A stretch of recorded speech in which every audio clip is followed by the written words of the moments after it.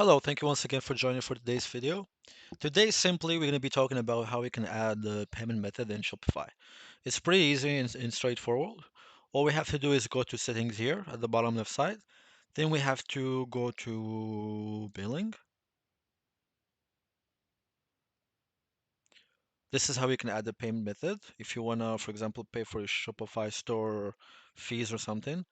And then this is how we can add the payment for the people for them to pay for a product or something. Then we can just choose a provider. Then you can set up Stripe if you want. If not, we can choose another payment method here. For instance, we can search by provider. There's a lot of providers as you can see. You can choose any payment method that suits you well. It's up to you. You can just choose and then fill the information, and then that's it. This is how we add the payment method. Thank you very much and have a great day.